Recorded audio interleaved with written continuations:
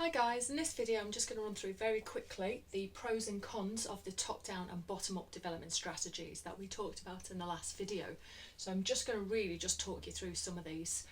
This is on Instagram if you want this board, as in all the boards are as well. So I'm going to start off with the top-down approaches. Now, as you remember, top-down means that the government are involved, not the local people. And for our benefit here, we are going to be using the dam in India. Now, you can use any project. If you've got a revision book that's got a different strategy in, then it doesn't really matter. Your pros and cons or your advantages, disadvantages are more or less the same.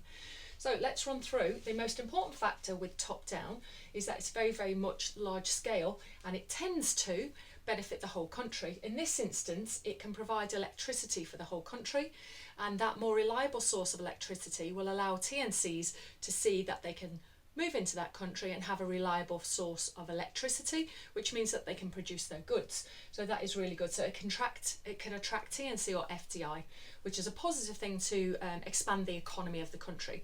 So when we're looking at benefits here, the biggest benefits are that it tends to be larger economic benefits for the country as a whole.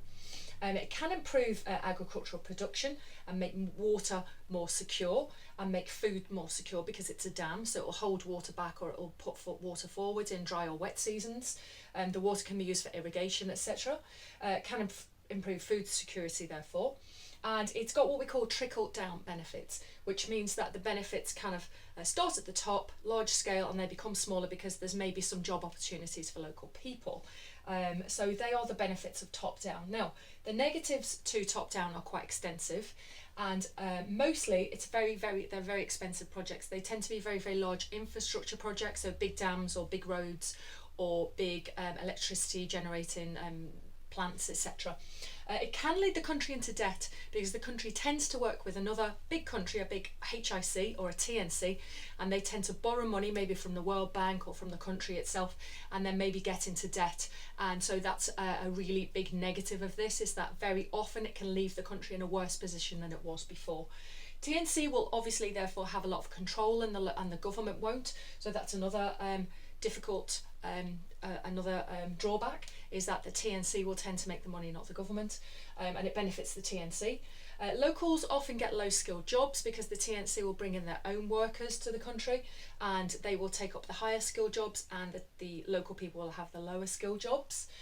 Locals are often displaced. If we're talking about a dam, then it means that a huge area of land in a valley will get flooded and the dam wall will be built. So locals can get displaced. Agricultural land can be lost, therefore. So again, local people are the biggest losers in this instance. Farming can decline for the locals, and it can take time to see the benefits because it is quite long term. So it's not always very easy to see the trickle down effects. It might take years or decades for that to happen. It's often seen as not sustainable because it can cause lots of maybe land, water or air pollution. And if it's the case of a very large dam, there is evidence that it can cause earthquakes because of the weight of the water on the land. So lots of negatives for our top-down strategies. Now we're going to look quickly at bottom-up, and for us it will be the biogas generation. So it'll be using cows to use their poo to generate biogas.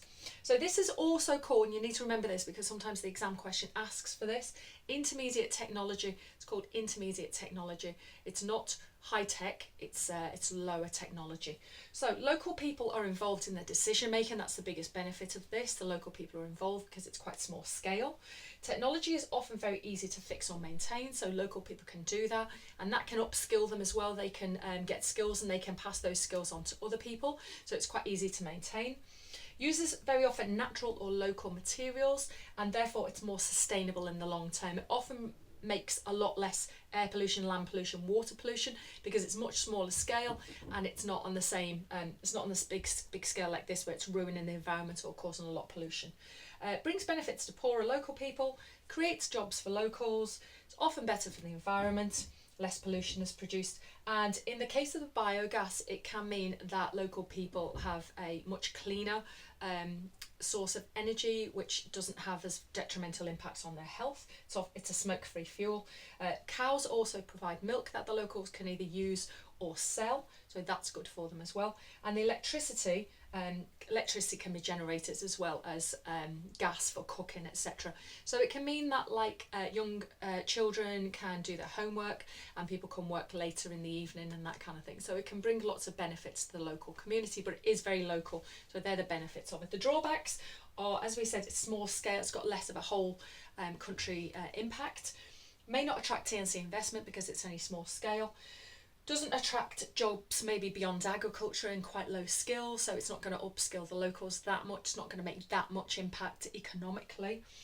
Little additional trickle down, as we've said before, and as I just repeated here, lower skill jobs for local people. So they are your benefits and drawbacks. Often you'll get a question on weighing up the pros and cons of one or the other. You could get a question on comparison. So again, just make sure if you've done that, you're using some evidence from the top down, some from bottom up, and you're using those comparative words like however, in contrast, those kind of words as well, to make sure that you get those AO2 marks, which are the evaluative marks.